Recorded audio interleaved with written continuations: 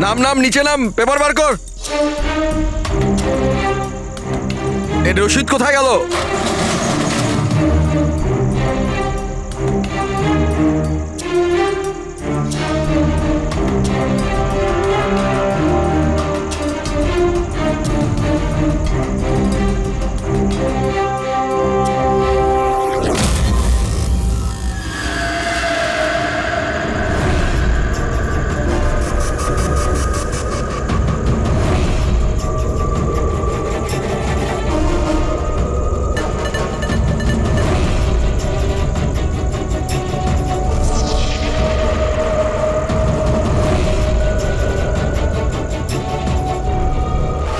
পুলিশের পোশাক পরে বেআইনি কাজ করছিস, হ্যাঁ?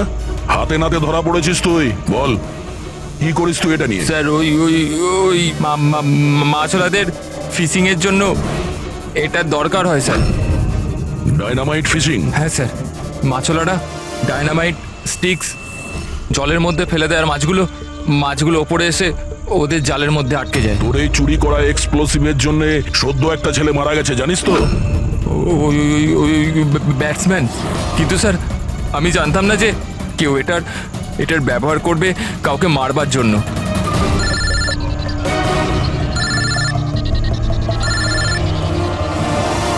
Yes sir. ওকে ওকে, পাঠান স্যার। ঠিক আছে স্যার। জীবনকে যে লোকটা বল বানানো বোমের জন্য বলেছিল তার স্কেচ বানানো হয়ে গেছে। স্যার পাঠাচ্ছেন।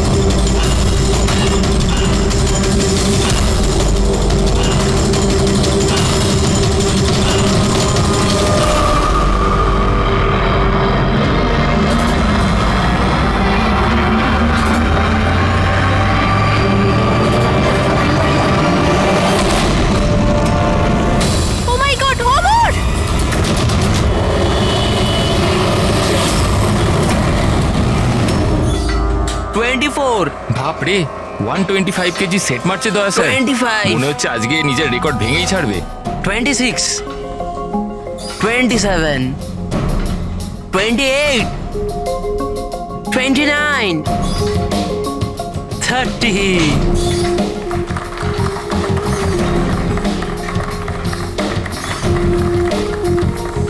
স্যার আপনি আজকে প্রমাণ করে দিলেন যে রেকর্ড তৈরি করা কোনো বড় ব্যাপারই নয়। স্যার আপনি তো জানেনই যে আমি সিআইডি অফিসার হতে চাই। সিআইডি অফিসার হতে গেলে শুধু ফিজিক্যালি ফিট হলেই হবে না, বুদ্ধির দিকেও শার্প হওয়াটা খুব জরুরি, বুঝেছো? আই নো স্যার, কিন্তু ক্রিমিনালদের ধরতে গেলে দৌড়োদৌড়ি তো করতেই হবে স্যার। এই জন্য আমি ঠিক করে নিয়েছি আমি ট্রেনিং তো আপনার কাছেই নেবো স্যার। Please sir. তুমি শুনবে না? চলো ঠিক আছে, আমরা একটা কাজ করি, আমরা না হ্যান্ড রেসলিং কম্পিটিশন করি, তুমি আর আমি। যদি আমার তোমাকে হারাতে 10 সেকেন্ডের বেশি সময় লাগে তাহলে তুমি যেটা বলবে আমি সেটা করার জন্য তৈরি, কিন্তু তুমি যদি হেরে যাও তাহলে আমি যেটা বলবো তোমাকে শুনতে হবে। স্টার্ট।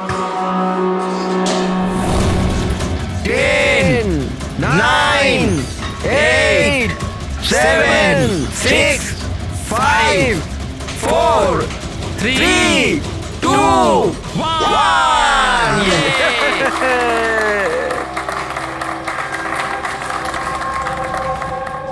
একটা কথা তো মানতেই হবে যে তোমার সাহস আর শক্তি দুটোই আছে। ঠিক আছে, এখন বাড়ি যাও। কিন্তু স্যার 9 সেকেন্ড অবধি তো আটকে রেখেছিলাম স্যার। আপনি পরের বার দেখবেন স্যার 18 সেকেন্ড লাগবে। See you sir.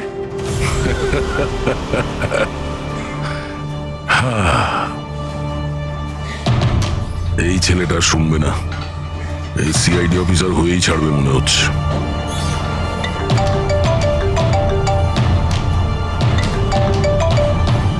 হ্যাঁ স্যার,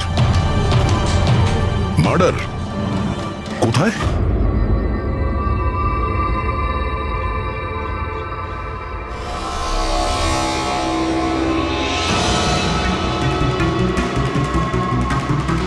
স্যার, এটা কোনো গ্যাংয়ের কাজ মনে হচ্ছে। নয়তো টেররিস্টদের। এখানে ক্রিকেট গ্রাউন্ডে এরকম কোনো কেসের কথা আগে তো কখনো শুনিনি। হ্যাঁ ভাই, কিন্তু এই বোম খেলার মাঠে পৌঁছলো কি করে? এই গ্রাউন্ডের এক একটা ইঞ্চি খুব ভালোভাবে চেক করতে হবে। যেগুলো ডক্টর সালুখের কাজে লাগতে পারে সেটা যেন আমাদের নজর এড়িয়ে না যায়। সাবধানে। হ্যাঁ, গ্রাউন্ডে ব্লাস্টটা কেন করলো? আর সেটাও শুধুমাত্র একটা মানুষকে মারার জন্য। সেটাই তো। আচ্ছা, আপনারা স্যার, আমি রঞ্জিত, ওদের কোচ।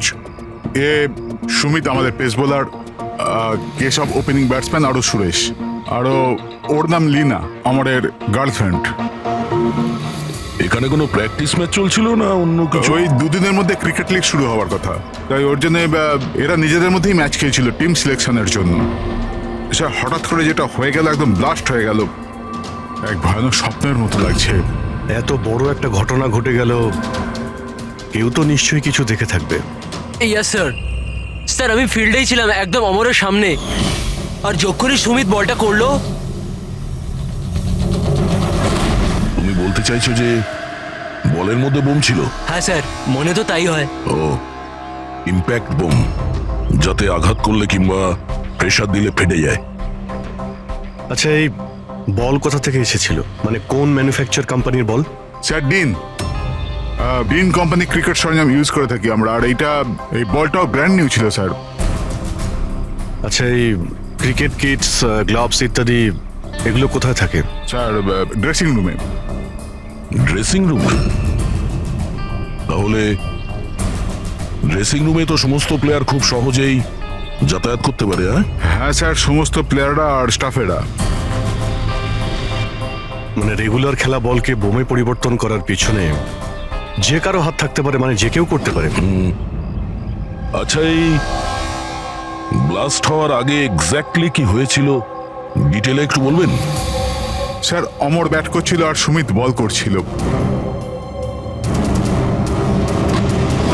ফার্স্ট বল বাউন্সার, যার জন্য অমর তৈরি ছিল না।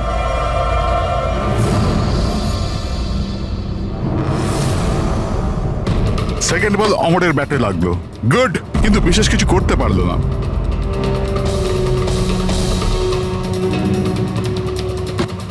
অমর তৃতীয় বল খেলবার চেষ্টা করলো, কিন্তু কোনো রান পেল না।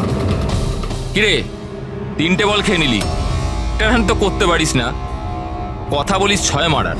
আরে প্রথম বলে 6 মেরে দেবো, তোর মন ভেঙে যাবে না? তোকে ওয়ার্ম আপ করাচ্ছিলাম, এবার দেখ তুই। কামান কামান কামান।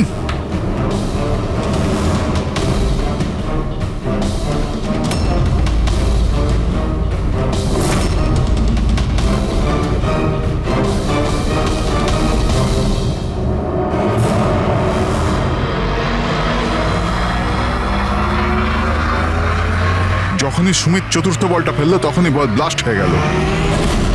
3বারও এই বলটা দিয়ে খেলেছিল, কিন্তু ওর কিচ্ছু হয়নি। চতুর্থবার যখন ও শট মারে তখন ফেটে যায়। হ্যাঁ স্যার। বড়ই অদ্ভুত ব্যাপার। যদি এই বলটাই বোম ছিল, প্রথমেই ব্লাস্ট করলো না কেন? এক্স্যাক্টলি, কিন্তু যখন প্রথমবার কন্ট্যাক্ট হলো বল আর ব্যাটে, তখন কেন ফাটলো না?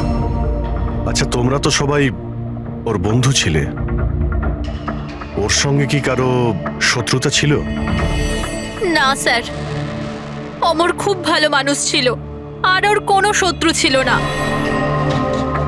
স্যার, অমর একজন স্টার ব্যাটসম্যান ছিল, সমস্ত কোয়ালিটি ছিল ওর মধ্যে। কিন্তু স্যার, একটু শর্ট টেম্পার ছিল, একটু রাগী। এই কিছুদিন আগে ওর ঝগড়া হয়েছিল অন্য একজন প্লেয়ারের সাথে, কেশবের সাথে। কেশব, তোমাদের মধ্যে কি নিয়ে ঝামেলা হয়েছিল? হ্যাঁ, অমর, তুই ইচ্ছে করে রান আউট করলি না আমাকে? তো কি করতাম? তোর ব্যাট তো চলেই না। আর এমনিতেও যতক্ষণ তুই পিছে থাকবি না ততক্ষণ রান রেটও তোর মতো থাকবে, স্লো। আবে চান্স পেলে তবে তো কিছু করে দেখাবো। চান্স? কত চান্স কেশব? আর এমনিতেও দেখ ভাই, আমরা না টিমের জন্য খেলি, নিজের জন্য নয়। আর তুই রান আউট হলেও টিম তো জিতে গেল না আমার কারণে। তাহলে তোর কি প্রবলেম? দেখ অমর, এটা আমার কেরিয়ারের প্রশ্ন, আর আমি কোচের কাছে গিয়ে নালিশ করব যে তুই আমার কেরিয়ার বরবাদ করার জন্য লেগে পড়ে আছিস। নালিশ করবি? যা করে দে, আমার কিচ্ছু হবে না। উল্টে তোকেই টিম থেকে বার করে দেবে, কেননা কোচেরও শুধুমাত্র জেতার সঙ্গে মতলব আছে। আর এমনিতেও টিমের বেস্ট প্লেয়ার আমি, আমাকে ছাড়া তোরা কিছুই নয়। কনগ্রাটস অমর, আজও তুমি তোমার টিমকে জেতালে। প্রতি ম্যাচে নতুন record, great. Thank you very much. আচ্ছা, কেশবের রান আউটের ব্যাপারে তুমি কি বলবে? এমনিতে ওকেও আমি থ্যাঙ্কস জানাতে চাই। ও যদি রান আউট না হতো তাহলে আমাদের টিমের পক্ষে জেতা সম্ভব হতো না। তো কি হয়েছে যে ওর ব্যাট যদি নাই চললো, আউট হয়েও ও আমাদের টিমের জন্য বড়ই উপকার করেছে, তাই একটু ক্রেডিট ওকেও দিতে হবে, রাইট? এ কি ভাবিস তুই নিজেকে? হ্যাঁ, আরে আরে আমি বানাচ্ছি এসব তোকে নিজের best সীমায় player। থাকো। কি কি কি করবি তুই? কি বলবি বলছিস আমার সামনে? এসব তুই নিজের সীমার মধ্যে থাক। আবে তুই জানিস না আমাকে। তুইও জানিস না আমাকে। আবে, কি চল। করে নিবি? কি করে নিবি কেশব? তুই বাঁচবি না। সব নিজের সীমার মধ্যে থাক। ছাড়, ছাড় আমাকে। ছাড় আমাকে। ছাড়বো না আমি ওকে। স্যার, ও আমাকে খুব ইনসাল্ট করেছিল স্যার, তখন আমি খুব রেগে গেছিলাম স্যার, কিন্তু আমি ওকে মানিনি স্যার। স্যার অ্যাকচুয়ালি ভুলটা অমরেরই ছিল। সবার মজা ওড়াতে ও খুব ভালোবাসতো। মিথ্যে কথা এইসব স্যার, এরা সবাই ওর সাথে হিংসা করতো। মার্ডার করার পদ্ধতিটা অনেকটা আলাদা এবং কমপ্লিকেটেড। সবার পক্ষে এটা সম্ভব নয় যে বলের মধ্যে বোম রেখে কাউকে মেরে দেবে। আর তাছাড়া অমরকে রাস্তা থেকে হাঁটানোর লোকের লিস্ট অনেকটা লম্বা। হ্যাঁ স্যার, মনে হচ্ছে লিনা ছাড়া সবাই ওকে ঘৃণা করতো। এই ব্লাস্টার্স গ্রাউন্ডে যে সমস্ত প্লেয়ার আছে তাদের সবার ডিটেলস বার করতে হবে। আর এই ডিন ম্যানুফ্যাকচারিং কোম্পানি যারা ক্রিকেট গিয়ার্স বানায় ওদের ব্যাপারেও। ঠিক আছে। সবার আগে আমাদের যেটা করতে হবে সেটা এই ক্রিকেট বল, ব্যাট ইত্যাদি যা কিছু রয়েছে এগুলো ফরেন্সিক ল্যাবে পাঠিয়ে দিই ডক্টর সালুখের কাছে। তাহলে এটা জানা যাবে যে এই বল বোম কি করে হয়ে গেল।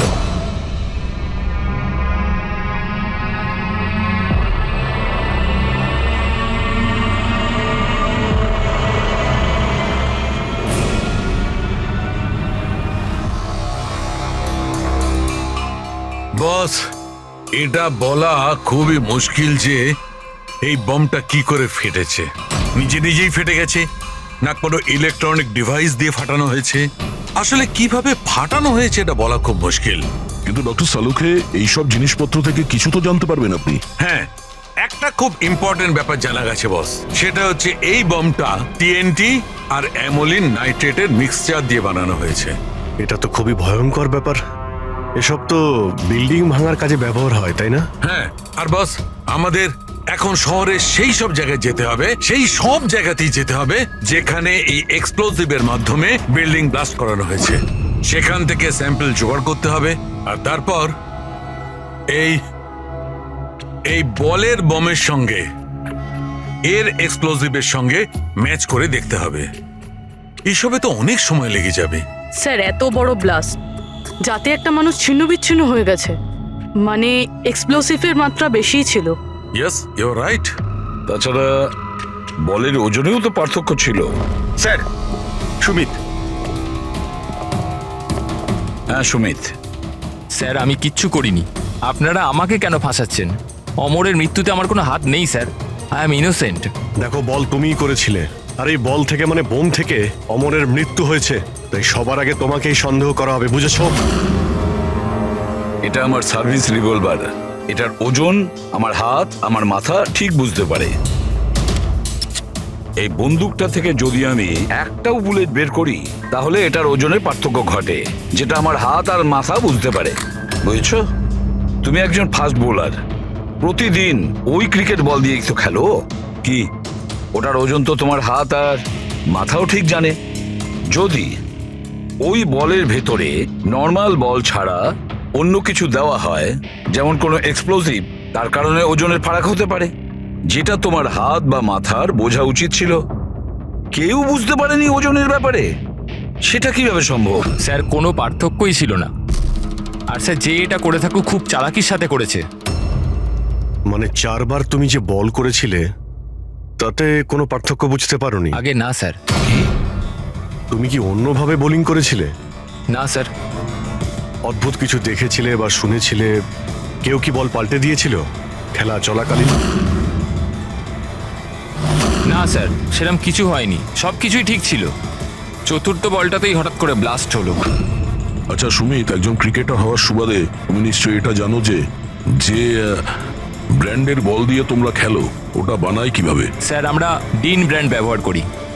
আর স্যার আমাদের বলগুলো হ্যান্ডক্রাফট করা থাকে, যেগুলোর উপরের সেলাই ডিনের ওয়ার্কশপে হয়, সেটাও হাতে করে, মেশিনে নয়।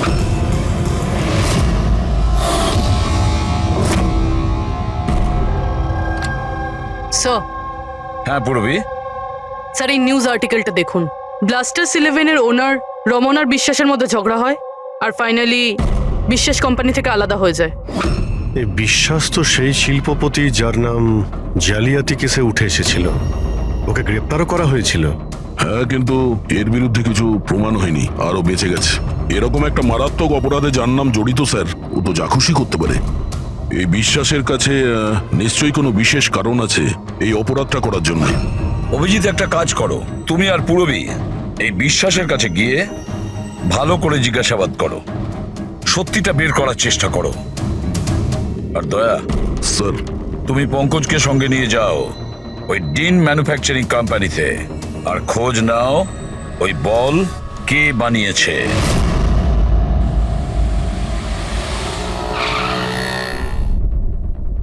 এক্সকিউজ মি, মিস্টার বিশ্বাস।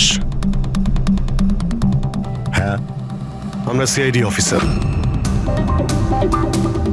অ্যাকচুয়ালি অমর মার্ডার কেসে তদন্ত করতে গিয়ে এমন কিছু কারণ উঠে এসেছে যে কারণে আপনার কাছে আমাদের আসতেই হলো। আচ্ছা নিশ্চয়ই, ওই কারণ কি আমাকে বলবেন আপনি? অবশ্যই বলবো। আগে আপনি বলবেন যে অমরের যখন খুন হয় তখন আপনি কোথায় ছিলেন? কি, আমি জানতাম আপনি নিশ্চয়ই আসবেন, সেই জন্য আমি পুরো তৈরি করে রেখেছি। পুলিশের, সিআইডির কাজের ধরন আমি খুব ভালোভাবেই জানি, বুঝলেন? আপনার যা যা ইনফরমেশন চাই এই ফাইলে সব পেয়ে যাবেন। ওই সময় আমি কোথায় ছিলাম, আমার কল রেকর্ড, ফিনান্সিয়াল রেকর্ড, সব কিছু এই ফাইলে আপনি পেয়ে যাবেন। Very smart. এটা ছাড়া যখনই আপনার আমাকে প্রয়োজন পড়বে আপনি বলবেন, আমি হাজির হয়ে যাব। আমি সবসময় আপনাকে হেল্প করব। Thank you. তাহলে আমি এখন যেতে পারি? এই চলো।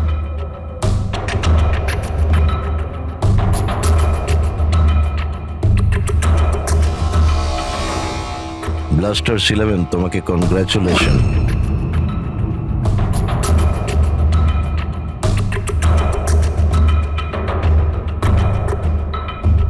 মিস্টার রমন, কি মনে হয় আপনার অমরের মৃত্যুর পরিকল্পনাতে বিশ্বাসের হাত থাকতে পারে? বিশ্বাস ব্লাস্টার 11-কে ততটাই ভালোবাসে যতটা আমি। ইনফ্যাক্ট এই টিমটাকে ওই বানিয়েছে, যতটা পার্টনারশিপের মাধ্যমে আমি ওকে চিনতে পেরেছি। বিশ্বাস যা খুশি করতে পারে।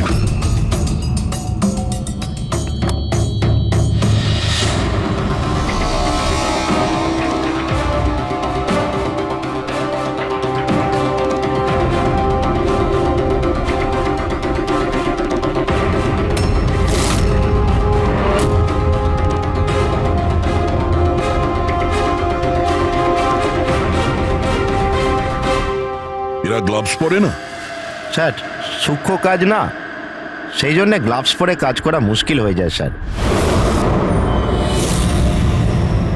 আমরা এই বলের একটা টুকরো পেয়েছি যার মধ্যে কারো আঙুলের ছাপ আছে।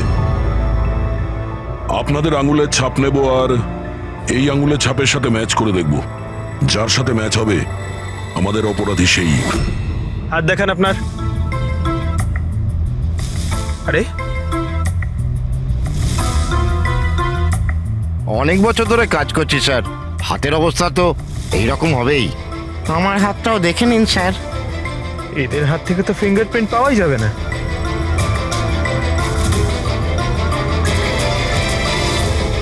তুমি তো এখানে নতুন,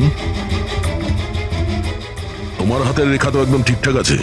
হ্যাঁ হ্যাঁ স্যার, আমি এখনো বল বানাতে শিখিনি স্যার। আমরা কখন বললাম যে তুমি বল বানাতে পারো? জীবন বড়ই হুঁশিয়ার ছেলে স্যার। এই কোম্পানিতে আমরা দুজন ছাড়া এই তো হলো আসল সেলাইয়ে পারদর্শী। আচ্ছা, তাহলে জীবনবাবু আপনি আর কোন কোন ব্যাপারে পারদর্শী একটু বলে দিন। হ্যাঁ, আমি কি জিজ্ঞাসা করেছি শুনেছো তুমি? মারবেন না স্যার, প্লিজ মারবেন না স্যার।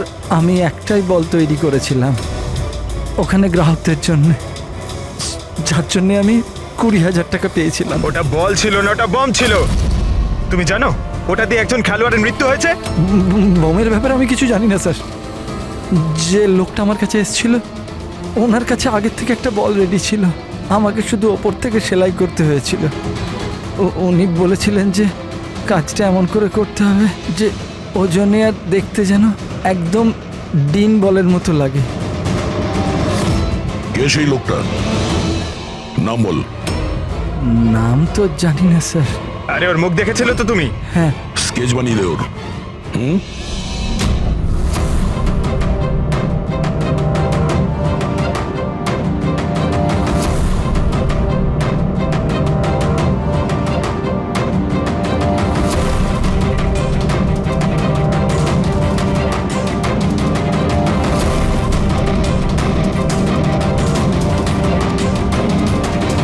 হ্যাঁ শালুকে। স্যার হ্যাঁ স্যার, আমি পুরো ক্রিকেট কিটটা চেক করেছি। হ্যাঁ, কোনো কিছু থেকেই এক্সপ্লোসিভের ট্রেসেস পাইনি, আর না কোনো জিনিস নিয়ে কোনো ট্যাম্পারিং করা হয়েছে। শুধু কিছু ব্র্যান্ডসের স্টিকার লাগানো হয়েছে আর পার্সোনাল অটোগ্রাফ করা হয়েছে। বস, হ্যাঁ, 1 মিনিট। বস, শহরের যতগুলো বিল্ডিংকে এই এক্সপ্লোসিভ দিয়ে ভাঙা হয়েছে সেই সমস্ত স্যাম্পলগুলোকে ভালো করে চেক করার পরে একটা নাম পাওয়া গেছে যার এক্সপ্লোসিভ ওই ক্রিকেট বলটার এক্সপ্লোসিভের সঙ্গে ম্যাচ করছে, আর তার নাম হচ্ছে বস এসএমসি। এসএমসি? শিওর? 100%। তার মানে কেউ ওই বলকে বোম বানানোর জন্য এসএমসি স্টক থেকে এক্সপ্লোসিভ চুরি করেছিল। এদিকে একটা কাজ করো, এসএমসির এক্সপ্লোসিভ ডিপার্টমেন্টে কথা বলো, জিজ্ঞেস করো যে গত কয়েকদিনের মধ্যে ওদের এক্সপ্লোসিভ স্টক থেকে কিছু চুরি গেছে কিনা। শালিনী, কি হয়েছে স্যার? মঙ্গল কেন ফাইলটা নিয়ে এলো না দেখো তো।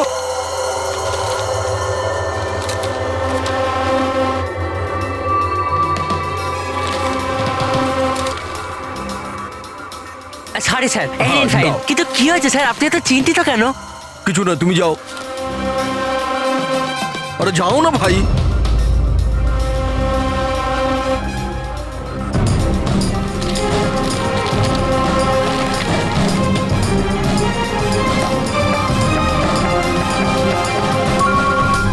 Hello ACP sir. স্যার, আপনি ঠিকই বলছিলেন, আমাদের স্টক থেকে এক্সপ্লোসিভ চুরি হয়েছে। কত এক্সপ্লোসিভ চুরি হয়েছে? 300 গ্রাম। এমনকি কেউ জানতেও পারিনি। অথচ গোডাউন থেকে আসা যাওয়ার পথে পুলিশ আমাদের প্রায় 4 বার ধরে চেক করে, কিন্তু তাহলেও একটা বড় ভুল হয়ে গেছে। আচ্ছা ঠিক আছে, কোনো ব্যাপার না। এবার আমার কথা মন দিয়ে শুনুন, নতুন করে একটা কনসাইনমেন্ট পাঠানোর ব্যবস্থা করুন। হ্যাঁ স্যার। বাকিটা সব আমরা সামলে নেব।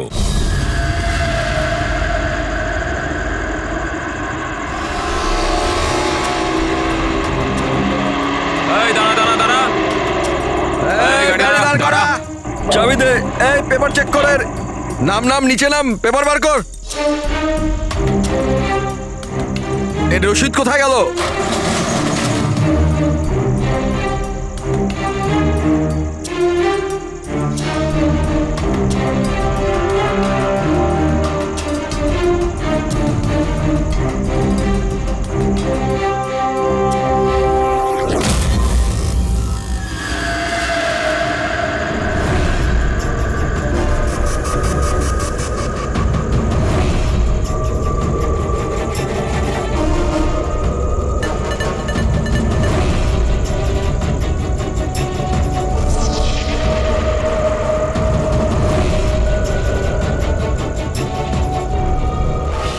পুলিশের পোশাক পরে বেআইনি কাজ করছিস?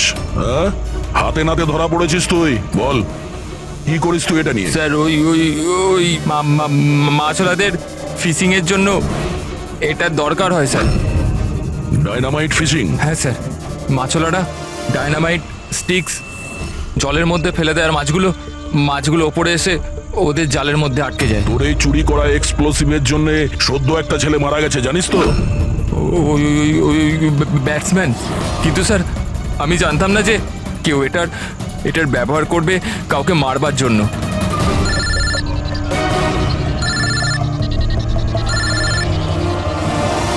Yes sir. ওকে ওকে, পাঠান স্যার। ঠিক আছে স্যার। জীবনকে যে লোকটা বল বানানো বোমের জন্য বলেছিল তার স্কেচ বানানো হয়ে গেছে। স্যার পাঠাচ্ছেন।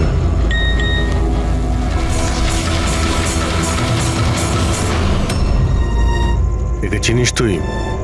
হ্যাঁ স্যার, এ হলো মোহন।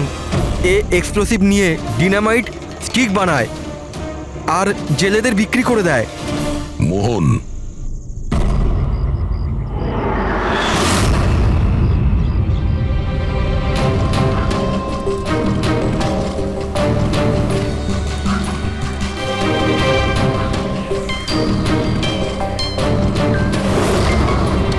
এই ব্যাস,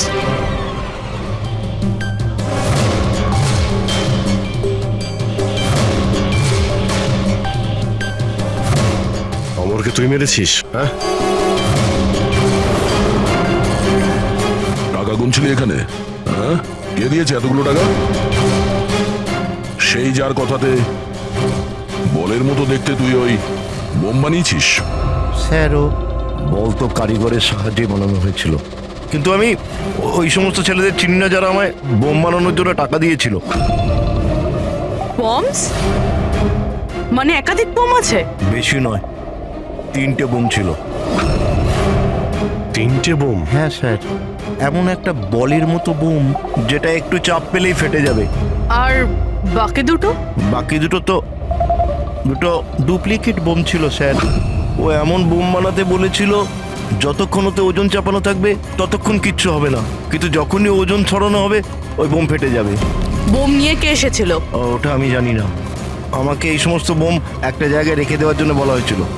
আমি ওখানে বোমগুলো রেখেছিলাম। কিছুক্ষণ পর ওখান থেকে টাকা ভর্তি ব্যাগ পাই। তোর সঙ্গে কন্ট্যাক্ট কে করতো? স্যার, ও দরজার সামনে চিঠি রেখে চলে যেত। কবে দেখা করতে হবে, কি করতে হবে, কেমন করে করতে হবে, এইসব। একটা বোম তো ব্লাস্ট হয়েই গেছে, বাকি দুটো কোথায় রয়েছে? আর জবাব এই দেবে, তাই তো? আমার জানা নেই স্যার, এছাড়া আমি কিচ্ছু জানি না। আচ্ছা চল, ওকে বিউরোতে নিয়ে গেলেই ও বলবে। চল চল। স্যার, ব্যাগ নে। স্যার 5 কোটি আছে, অর্ধেক আপনি নিয়ে নিন আর আমায় যেতে দিন। ঘুষ দিচ্ছিস আমাকে? হ্যাঁ, সিআইডিকে? না স্যার। একটা কাজ কর, টাকা নিয়ে চল, বসে আরামসে কথা বলবো। স্যার শুনুন স্যার।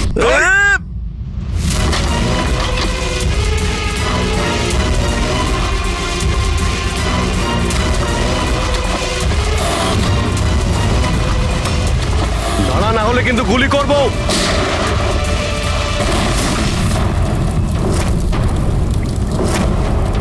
ও, তাহলে এটাই বুড়ি ট্র্যাপ? যেই ব্যাগ থেকে এই নোটগুলো বাইরে পড়লো, বম ট্রিগার হয়ে গেল। এটা ছিল দ্বিতীয় বোম। তাহলে তৃতীয়টা কোথায়? দেখো, বেশি ঘাবড়াবার কোনো দরকার নেই। প্রথম বোম থেকে বোম বানানোর লোকটাই উড়ে গেছে। আর দ্বিতীয় বোমটা আমাদের বলবে যে অমরের মার্ডারটা আসলে কিভাবে হয়েছিল। আরে স্যার, আপনি একই কথা বারবার কেন বলছেন আমাদের? সোজাসুজি বলুন না। দেখো, সোজাসুজি বলবো তো? তবে এসো, সোজাসুজি বলছি, একদম সোজা। দয়া, এসো বস, এই ব্যাটটা ধরো। আর দেখো, এই ব্যাটটার এই পেছন দিকে সেন্সর লাগানো আছে, ঠিক আছে? আর এই যে এইটা দেখো, এটা হচ্ছে ওর উর্বর মস্তিষ্কের ফসল। এই বল, কি বলছেন স্যার? এর মধ্যে বম আছে? হ্যাঁ হ্যাঁ, এটা হচ্ছে বোম, আর এই বোমটা আমি বানিয়েছি। এটা আমি খুব ভালো জানি যে এতে কতটা বিস্ফোরক আছে। ভয় পেও না, বেশি বড় বিস্ফোরণ হবে না। এত বড় বিস্ফোরণ হবে না যে আমাদের এই সুপারম্যান, আমাদের দয়া ঘাবড়ে যাবে, কিচ্ছু হবে না। আরে কিন্তু ব্লাস্ট তো হবে। এরকম একটা সিচুয়েশনে আপনি আমাদের দয়াকে কেন ফেলছেন বলুন তো? আমার উপর তোমার বিশ্বাস আছে, ভরসা আছে, তবে আমি যেমন বলছি তেমন করো। দেখো, এইটা জানতে হবে তো যে প্রথম বলটা আঘাত করার সঙ্গে সঙ্গে বিস্ফোরণ কেন ঘটেনি। তাই আমি যেমন বলছি তেমনটা করো, ব্যাস। আর শোনো, একটা কথা মন দিয়ে শোনো, দয়াকে তুমি যতটা ভালোবাসো ততটাই আমিও ভালোবাসি। আমি দেখাই না, ব্যাস, বুঝেছো?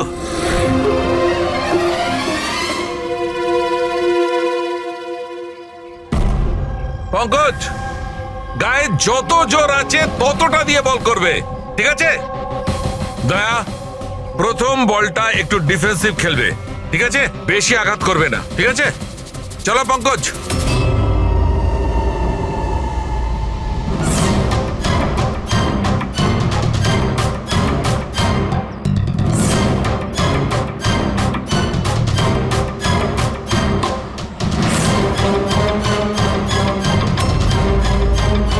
পঙ্কজ, এবারের বলটাও ততটাই জোরে করবে। দয়া, এইবারে একদম গায়ে জোরে বলটা মারবে, ছক্কা হওয়া চাই, রাইট?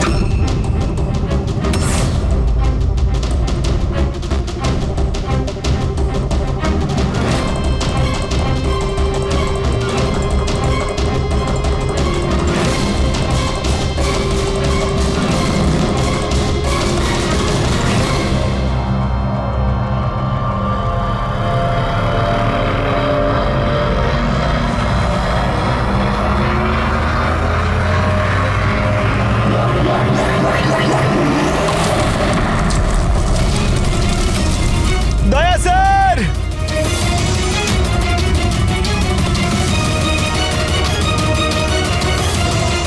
দয়া স্যার! দয়া, স্যার স্যার স্যার! কি ভাই, ঠিক আছো? তুমি ঠিক আছো তো? হ্যাঁ ঠিক আছো? স্যার, এটা ছোট ব্লাস্ট। আরে কোনো ব্যাপার নয়, এ হচ্ছে আমাদের হিম্যান, এর কিচ্ছু হবে না। এই দেখো, বোমটাকে এমন ভাবে বানানো হয়েছিল যে বলটাকে যখন জোরে মারবে তখনই ব্লাস্ট করবে। সেই জন্যে প্রথম বলটায় ব্লাস্ট হয়নি। যখন ও চতুর্থ বলটাকে প্রেসার দিয়ে মেরেছে সিক্সার মারার জন্য, তখন ব্লাস্ট হয়েছে। যেমন আমি দয়াকে বলেছিলাম প্রথম বলটাকে একটু ডিফেন্স খেলতে, বলের উপর প্রেসার কম ছিল তাই ব্লাস্ট করেনি।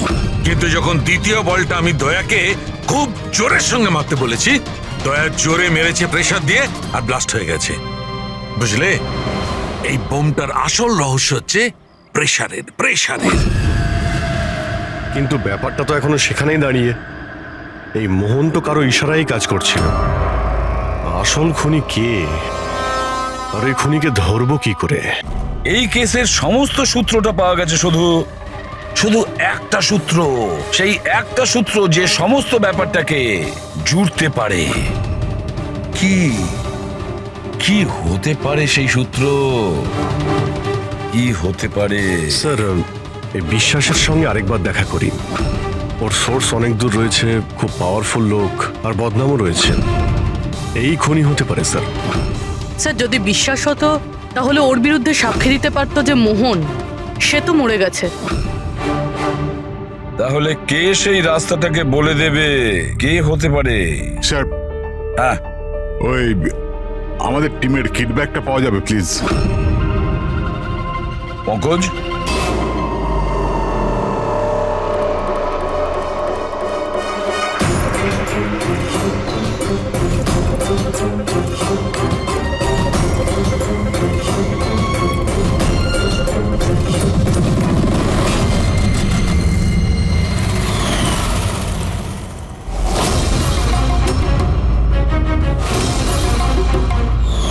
এই ব্যাটটা কার? এটা সুরেশ, আমাদের উইকেট কিপার। স্যার! হ্যাঁ পঙ্কজ, স্যার, অমরের যে গার্লফ্রেন্ড আছে লীনা, ওর মনে হয় উইকেট কিপারের সঙ্গে কোনো চক্কর চলছে। লীনা সুরেশের সঙ্গে? হ্যাঁ স্যার, এই দেখুন, অমরের ব্যাটে যে ওয়ার্ডগুলো লেখা রয়েছে সেই একই জিনিস সুরেশের ব্যাটেও লেখা আছে। Best of luck my love. Leena, লিনাকে ফোন করো। স্যার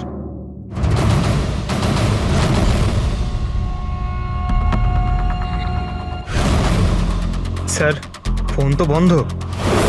অন্য কোনো নাম্বার? Landline sir.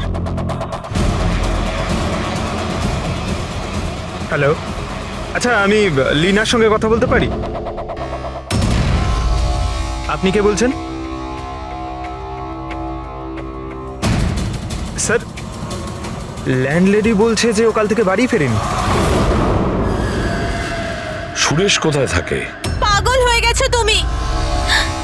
আমার আমার অমরকে মেরে ফেলেছো তুমি।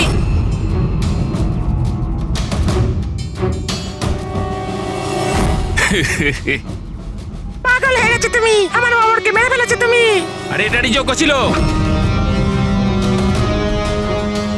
কিন্তু এবার তো তোমাকেও মরতে হবে, কেননা এবার তো তুমিও তো আসলটা জানতে পেরে গেছো না বেবি।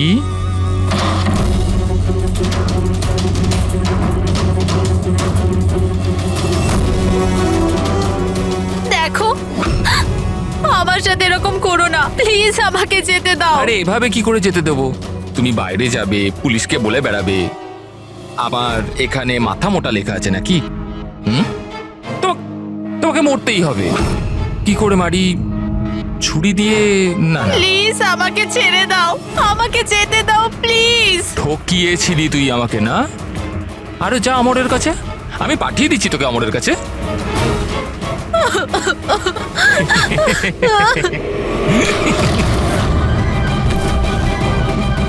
তোর খেলা শেষ, বুঝেছিস? স্যার, এই আমার অমরকে খুন করেছে, তারপর আমাকে এখানে বেঁধে রেখেছে ও। তোমাদের সাথে ওর কিসের শত্রুতা? প্রথমে আমি সুরেশের সাথে রিলেশনশিপে ছিলাম, কিন্তু ও খুব রাগী ছিল, মারপিট করত, তার জন্য আমি ওকে ছেড়ে দিয়েছি। তারপর আমার বন্ধুত্ব অমরের সাথে হয়, আর তারপর সুরেশ হুমকি দেয় ওকে প্রাণে মেরে ফেলার। এই কথাটা তুমি আমাদের আগে কেন বলনি? I am so sorry sir, আমি খুব ভয় পেয়েছিলাম।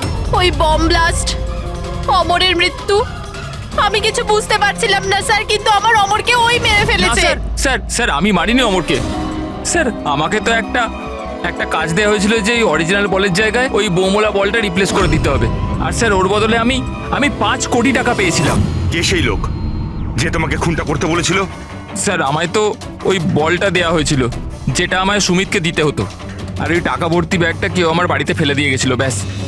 ব্যাগ? ওই ব্যাগটা দেখাও তো।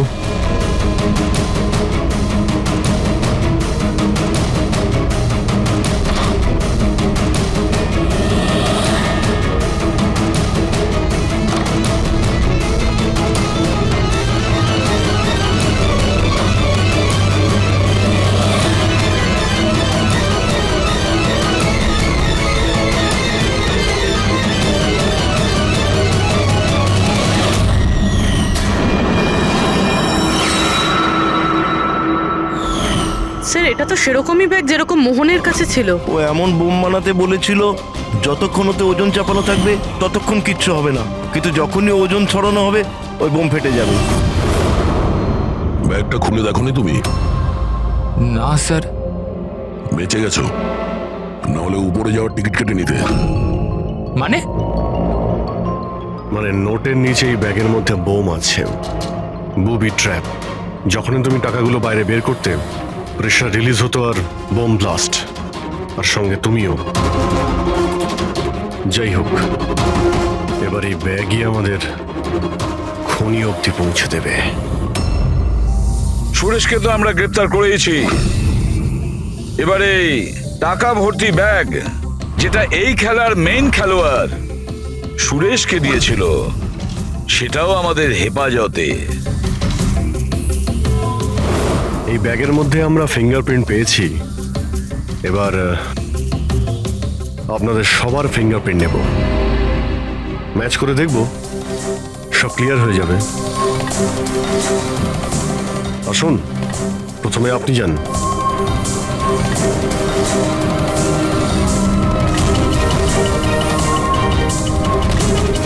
বাঁ হাত রাখুন,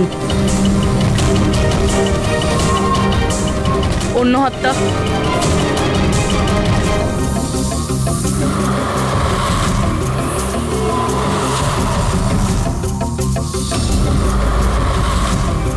আপনি যেতে পারেন।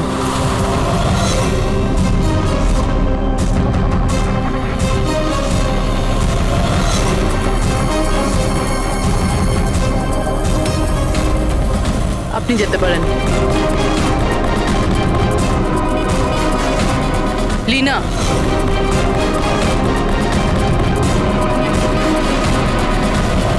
যাও। কেশব,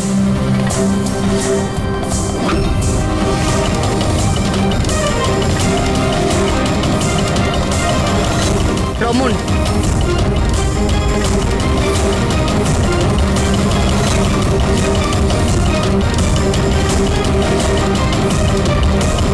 এসিপি স্যার, থেমে যান, না হলে আমরা সবাই মারা পড়বো। স্যার আপনি আমার কথা শুনুন, ওর মধ্যে বোম আছে, ফেটে যাবে। বোম আছে? রমন বাবু, বোম নিয়ে খেলা করা তো সিআইডির বাঁ হাতের খেলা। আর যে বোমের কথা আপনি একটু আগে বললেন না, সেই বোম তো আমরা কখন বের করে দিয়েছি। ব্যাস, আমরা তো শুধু এটা জানতে চেয়েছিলাম ব্যাগের ভেতরে বোম কে ভরেছিল। আর সেটা তো শুধু সেই জানে যে এই কাজটা করেছে। আপনি তো জানতেনই বোমটার ব্যাপারে, তাই না? কি বলুন, কেন করেছেন এসব?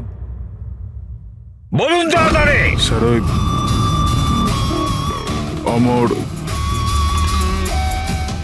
অমর আর একটা দল থেকে মোটা টাকার অফার পেয়েছিল। প্রথম ম্যাচের আগেই ও আমার টিম ছেড়ে অন্য টিমে জয়েন করতে চলেছে, এই ইনফরমেশনটা আমি পেয়েছিলাম। যদি অমর আপনার টিম থেকে চলে যেত তাহলে আপনার কোটি টাকার লোকসান হতো। কারণ অমরকে কেনার জন্য, নিজের টিমে আনার জন্য আপনি অনেক টাকা খরচা করেছেন। স্যার আমার কাছে ওই টাকাটা তোলবার জন্য আর কোনো দ্বিতীয় রাস্তা ছিল না, আর সেটা হলো অমরের মৃত্যু। আমাদের সমস্ত ক্রিকেটারদের ইন্স্যুরেন্স করানো আছে। অমরের 100 কোটির করিয়েছিলাম। আমি ভেবেছিলাম ওই টাকা আমি পেয়ে যাব। আর অমনের ফ্যানদের সিম্প্যাথি আর সাপোর্ট, সেটাও তুমি পেয়ে যেতে। অমর আমাদের টিম থেকে চলে গেলে তো এক মুহূর্তে ব্লাস্টার্স 11 কমজোর হয়ে যেত। স্টক মার্কেটে শেয়ারের দাম অলরেডি নেমে গেছে। আমার এক্স পার্টনার বিশ্বাস অলরেডি আমাকে ছেড়ে চলে গিয়েছিল। সবকিছু আমার হাত থেকে বেরিয়ে যাচ্ছিল, আর সবকিছু ঠিকঠাক লাইনে আনবার জন্য আমার একটা জেতার প্রয়োজন ছিল। আর আমি ভেবেছিলাম এটাই ঠিক রাস্তা আমার ভাগ্য ফেরাবার জন্য। সত্যি নিজের জীবনকে আপনি গড়ে নিয়েছেন। আজ থেকে আপনার জীবনে আসবে নতুন অন্ধকার, অন্ধকূপের অন্ধকার।